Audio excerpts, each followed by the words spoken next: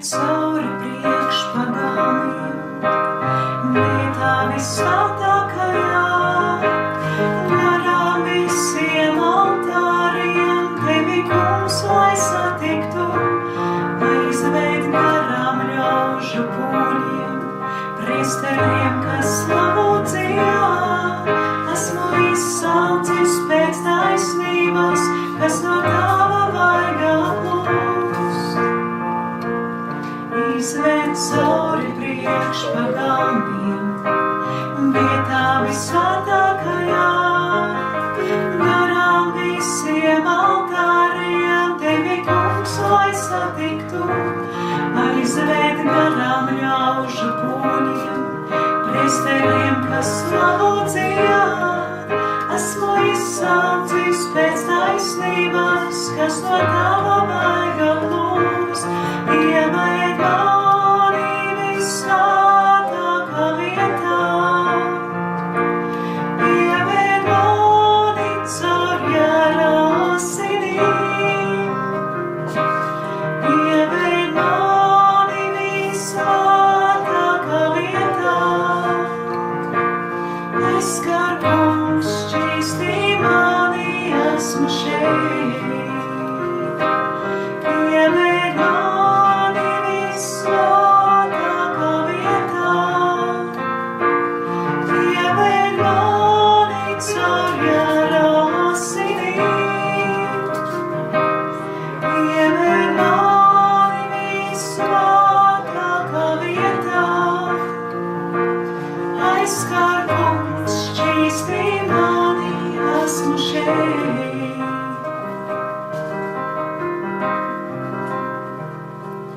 Izved cauri priekšpagalmiem, vietā visvētākajā, garām visiem altāriem, tevi, kungs, lai satiktu, aizved garām ļaužu pūļiem, priesteriem, kas slavu dziļā, esmu izsalcis pēc taisnības, kas no tava vaiga plūst.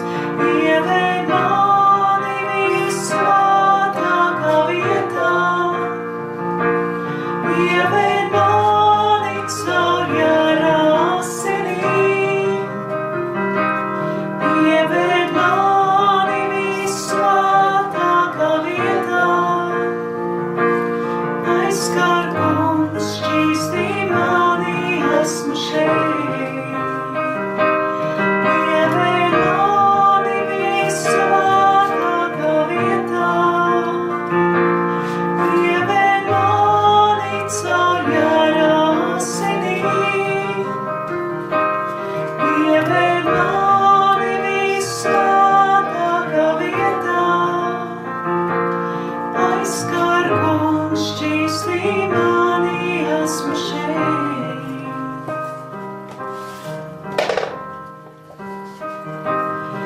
Izved cauri priekšpagalmiem, vietā visvētākajā, garām visiem altāriem, tevi, kungs, lai satiktu, aizved garām ļaužu pūļiem, priesteriem, kas slavu dziļā, esmu izsalcis pēc taisnības, kas no tava vaiga plūst. Ieved mani visvētākā vietā,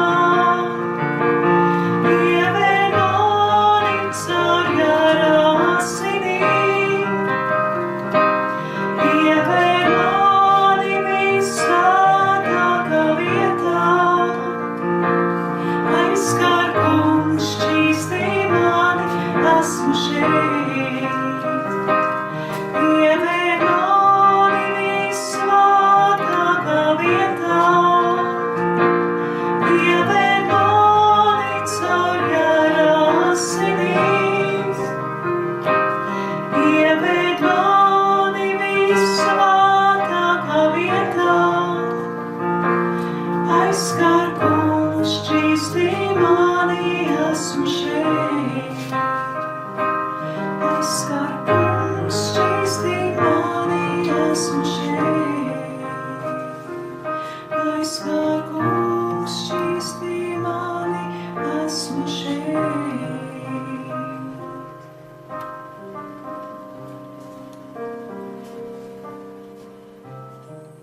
Un, ziniet, es jums pastāstīšu kaut ko tādu, kas jums liks saprast, ka šitas, ko mēs darām, viss ir pareizi, ka tas ir tikai sākums visām tām lietām.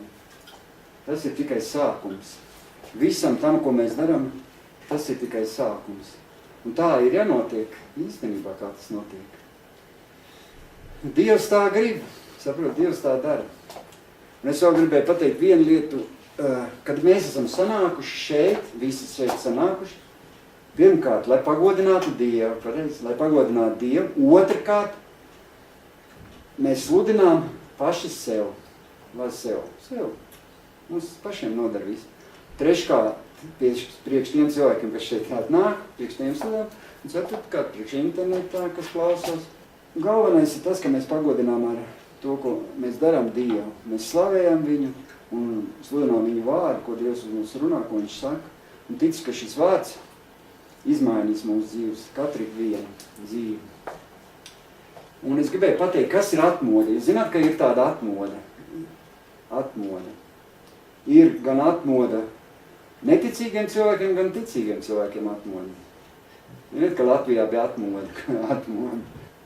Bet ticīgiem cilvēkiem ir atmoda tad, kad miljoniem cilvēku griežas pie Dieva. Tad, kad miljoniem cilvēku atzīmes no Dieva gara. Nevis tā, ka atnāk tikai vai draudz daži cilvēki, bet tā kā miljoniem. Tā kā pilns mežparks ar cilvēkiem, piln dievkalpam. Cilvēki nāk neaicināt, paši nāk uz dievkalpam, ka viņas nav jāsauc, jāaicina, un tā ir atmoda. Un katrs ticīgais cilvēks ir aicināts iznīcināt sātana darbus, lai sātana gūstekļi, cilvēki, kas nezina patiesību, uzzinātu šo patiesību. Mums ir svarīgi uzzināt patiesību, saprot? Patiesību. Un draudze ir tā, kas var atnākt šajā pasaulē un būt gaisma šajā pasaulē. Draudze ir tā, kas nes gaismu šajā pasaulē. Un mēs, kristieši, visi kristieši, kas esam kristieši, mēs esam iznībā gaismas nesēji. Un es esmu pārliecināts, es personīgi esmu pārliecināts, ka katrs ticīgs cilvēks ir aicināts dzīvot atmodā. Jūs ziniet, ka šajā zemes pusē Latvijā vēl nav bijusi atmoda. Pat vispār šī tūmā pat nav bijusi nekāda atmoda. Zinu, ka Igaunijā bija kaut kādos tur gados atmoda. Un šī atmoda arī ietekmēja daudz apkārtējos cilvēkus, un pat Latvija ietekmēja šī Igaunijas atmoda, bet pie mums pašiem Latvijā nav bijusi atmoda. Bet tad, kad sabruka Padomju Savienība, ka bija Padomju Savienība, PSRS, ka viņi sabruka, tad atvērās durvis, lai varētu šeit sludināt evaņģēliju. Ziniet, ka Padomju Savienības laikos nevarēja tā sludināt. Nav tā gaura, nebija tā, ka tā... Baptisti bija. Bija baptisti. Pārielāja, bet tad tā paklusā. Paklusā. jā, nevarēja. Un mūsu Dieva mērķis, kas mūs ir radījis mērķis, ir, lai mūsu zeme, kas bija nolādēta, tagad kļūtu svētīta. Ziniet, Latvija, lai būtu svētīta. Kāpēc latvieši brauc prom uz ārzemēm? Tāpēc, ka mūsu zeme nav svētīta, saprotiet? Ja mūsu zeme būtu svētīta, neviens nebraukt prom. Tu braukt kaut kur cilvēki braukt, ja viņiem viss pietikt, ja viņi dzīvot pārticībā, paredz, tad viņi braukt. Viņi īstenībā tiem cilvēkiem, kas aizbrauc uz ārzemēm, viņiem labāk patīk Latvijā. Vienkārši viņiem nav varianti, viņiem trūks naudu, un tāpēc viņi brauc. Ja viņiem būtu nauda, viņi neviens nebraukt, viņi visi atgrieztos Latvijā. Tāpēc es ticu tam, ka pār mūsu zemi jānāk Dieva žēlastībai. Un es ticu, ka Dievs dziedinās mūsu zemi un salauzīs lāstus, kas ir pār mūsu tautu. Zini, ka pār mūsu tautu ir lāsti. Nevajag svinēt Jāņus, nevajag svinēt visus šitos pagānu svētkus, tāpēc Latvijā nav atmoda īstenībā. Tāpēc jau arī visus šos pagānu svētkus cilvēks svin, un tas neļauj nākt uzplaukumam pār mūsu zemi. Es izlasīšu rakstvietu no Bībeles. Tas būs otrā laika, 7. nodaļa, 14.15. pāns. Un tur rakstīts, un mana tauta, kas ir pēc mana vārda nosaukta, tad pazemosies, pielūgs un meklēs manu vaigu. atgriezīsies no saviem jaunajiem ceļiem, tad es viņus no debesīm uzklausīšu un piedošu viņu grēkus un dziedināšu viņu zemi. Redzit, Bībele saka, dziedinās viņu zemi. Tad nu tagad manas acis būs atvērtas un manām ausīm labpatiks dzirdēt šī vietā izteiktās lūgšanas. To saka Dieva vārds par katru tautu. Ja tauta nāks pie Dieva, ja tautai būs atmoda garīga, tad visa zeme tiks svētīta. Ziniet, kad valstīs, kur ir bijuši, visa zeme nolādēt, pilnīgi nekas tur nav, viss bija pilns ar narkomāniem, bandītiem. Kad cilvēki nāca pār to zemi atmodu, visu uzplauka. Visu uzplauka. Lauksaimniecība uzplauka. Nav redzējuši filmas par atmodu citās zemēs. Ir tāds filmas, probužģēņi, pareizāji, kur viņiem pat burkāni šitādi sāk augt. Ja? Viss tur pilnīgi, visi cilvēki tik svētīgi, tur labklājības iesākās zemē. Ja cilvēki nāks pie Dieva, atgriezīsies pie Dieva un viss salauz, viss būs sētani, tie lāsti par tautu, tad viss būs uzplaukums. Katrā zemē, katrā tautā. Un Dieva mērķis ir, lai lāsti uz šīs zemes tiktu salauzti. Un tur, kur triumfē dēmoni, triumfētu Jēzus Kristus draudzi. Mēs zinām, ka neticīgo atmodu, kā jau es teicu, ir tieši saistīta ar ticīgo atmodu. Un pasaulē nekad nebūs atmoda, ja ticīgo cilvēku sirdīs, ka šodien draudzē nebūs mīlestība, nebūs līdzjūtība, un viņa sirdīs nedegs uguns.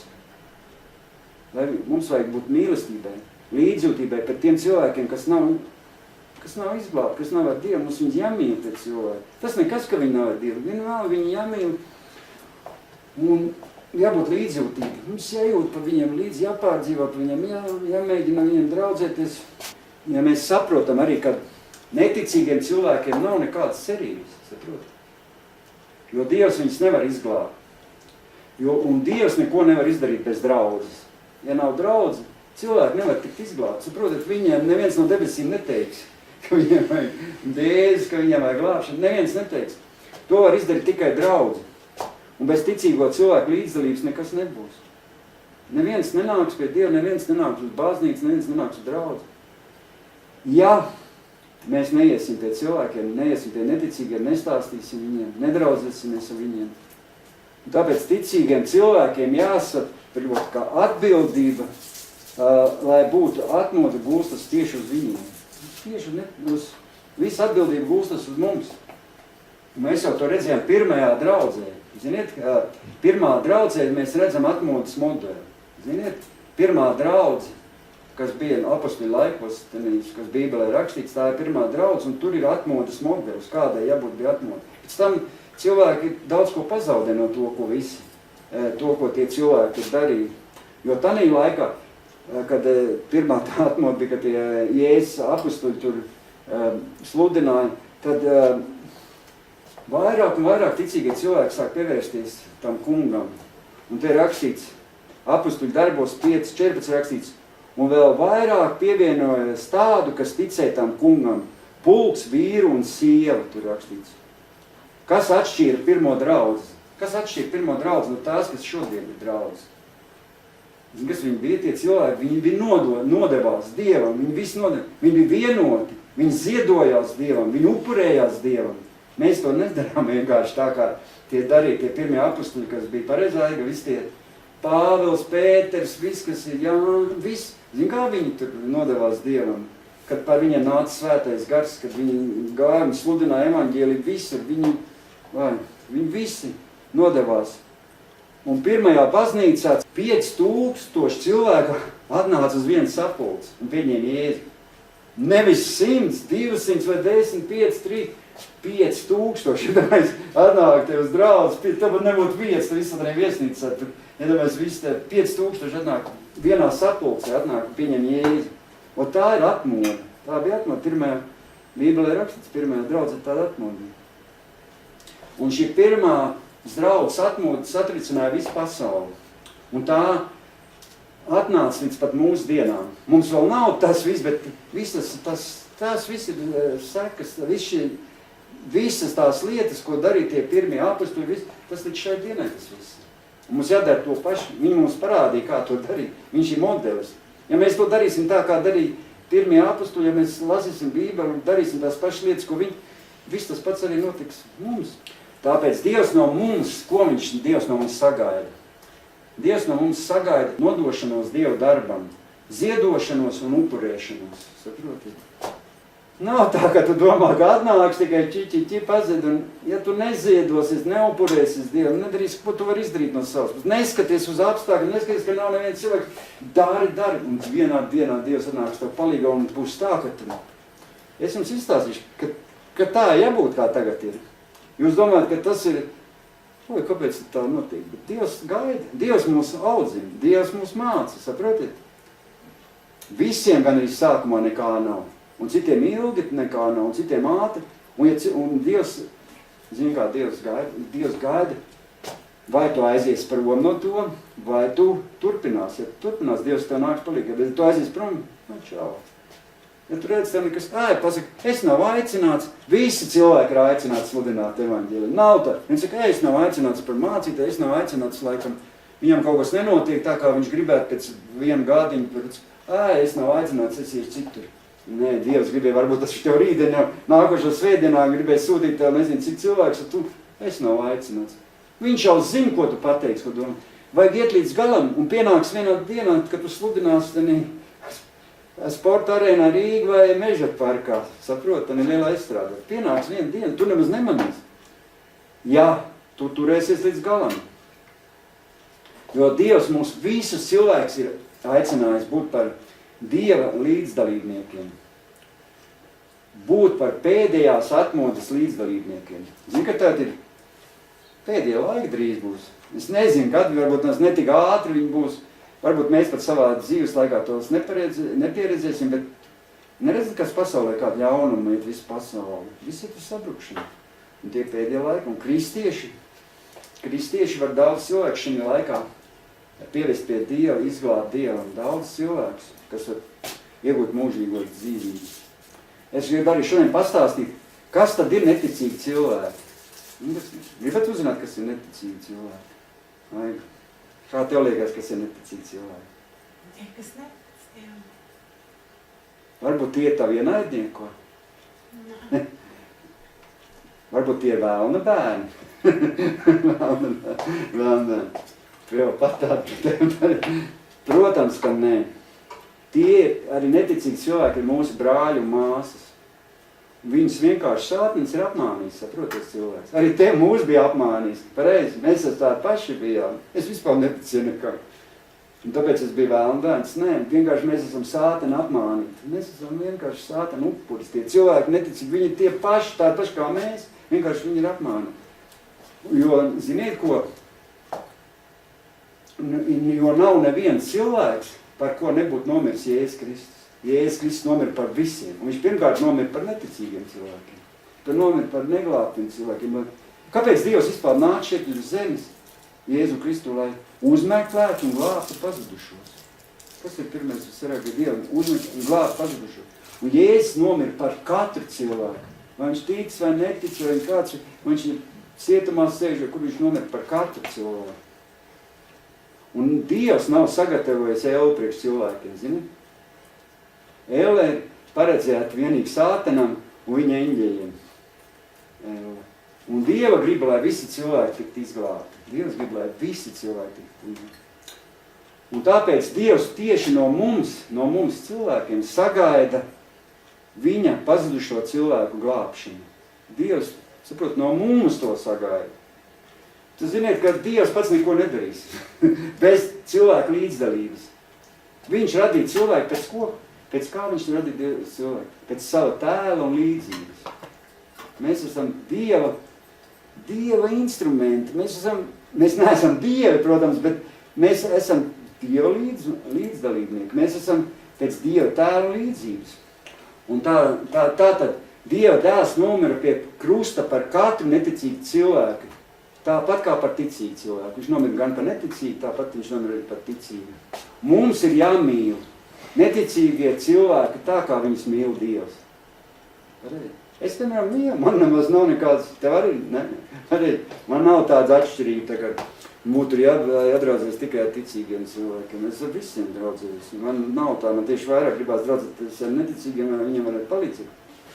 Mums nav jāskatās uz to cilvēku grēkiem un viņu jāsoda. Pamatojoties uz mūsu ticību, mēs varam izmainīt šo cilvēku likteņus. Nav svarīgi, ka viņš netic, bet tu tici, un tu vari izmainīt to cilvēku dzīvi. Pareizāk. Atnāk cilvēks uz draudzi, viņš saka, man nav ticība. Tu saki, tev nav, bet man ir. Un es tev varu palīdzēt. Pareizāk. Tā ir. Un tāpēc es, piemēram, katram kristietim novēlu būt panākums pašā galvenā, ko Dievs mums ir devis. Tas ir pazudušo cilvēku glābšanā.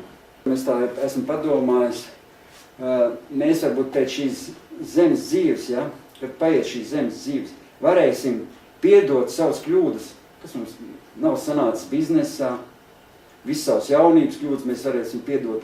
Bet es domāju, visticamāk, tu un mēs nevarēsim piedot sev pielaistās kļūdas, nevis kļūdas pat, bet iespējas, ko mēs varējām izdarīt, ko mēs neizdarījām, pareizāk sakot, visdārgāko Dieva bērnu glābšanai. Ja mēs būsim neizdarījuši no savas puses to, ko mēs varam izdarīt cilvēku glābšanā, es jums pasaku, tad mēs savas dzīves beigās varēsim sev pārnest. Tāpēc mums jāpadomā par to tagad, kamēr mēs dzīvojam, ko mēs varam izdarīt. Jo nedomājam pēc tad, kad šī dzīve būs beigusies, tajā būs viss pa vēlu. Viss būs pagājis un tu vairs neko nevarēsi. Mums ir atlicis laiks mazliet, man piemēram, kad 50, Lauriņai, kad 70. vēl 70. Pēc tam cilvēki ilgāk sāks dzīvos. Jā, varbūt pat ilgāk, jā. Un tu saproti, ja mums no savas puses jāizdara viss, saproti, laiks iet ātri. Mums jāizdara viss.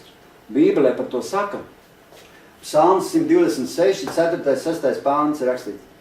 Atved kungs atpakaļ mūsu cietumniekus, kā lietus liek atgriezties savās gultnēs upēm dienvidu zemēs. Kas ar asarām sēj, tie ar gavelēm pļaus. Viņi aizietu un raudu, dārgu sēku sējai nesdama.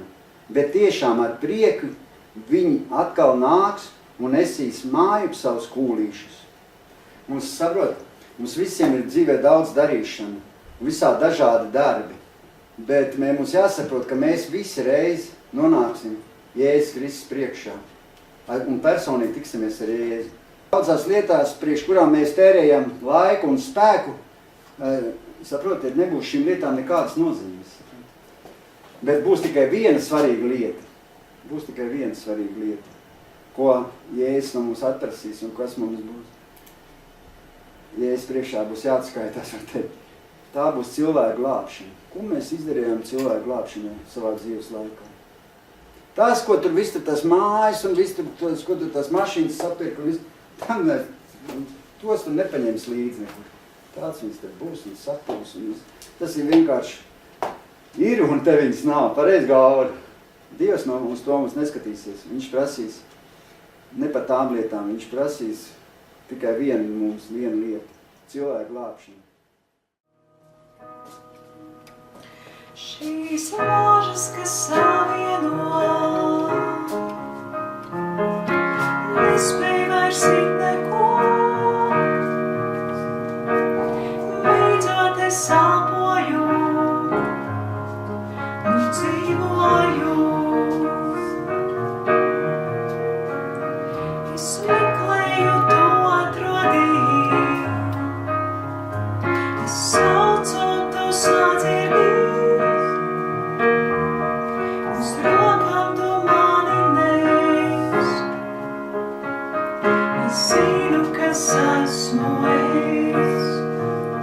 es esmu brīvs, es esmu brīvs.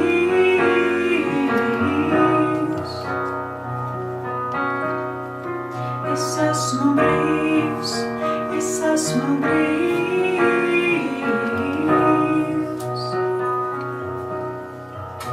Es esmu brīvs, es esmu brīvs.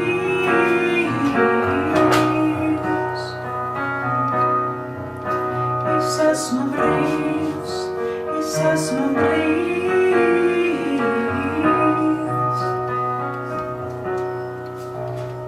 Šīs rožas, kas savieno,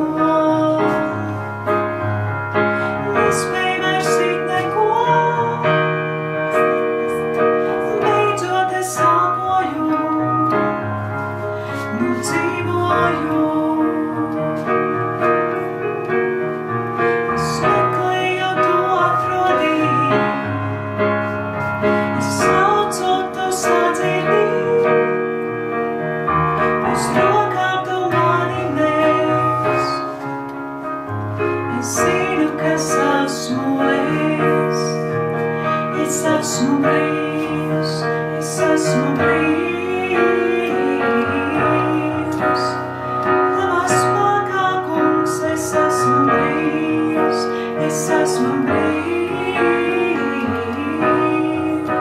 Ar tevi, kungs, es esmu brīvs. Es esmu brīvs.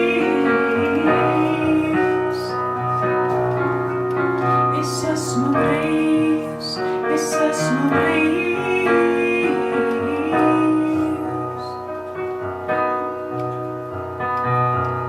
Kur eju es, esi tu, kad sirds man saprādi tu, tu mani atbrīvo, tu mani atbrīvo. Kur eju es, esi tu, kad sirds man saprādi tu, tu mani atbrīvo, tu mani atbrīvo. Kur eju es, esi tu, kad sirds man saprādi tu, tu mani atbrīvo, tu mani atbrīvo. Kur eju es, esi tu, kad sirds man saprādi tu.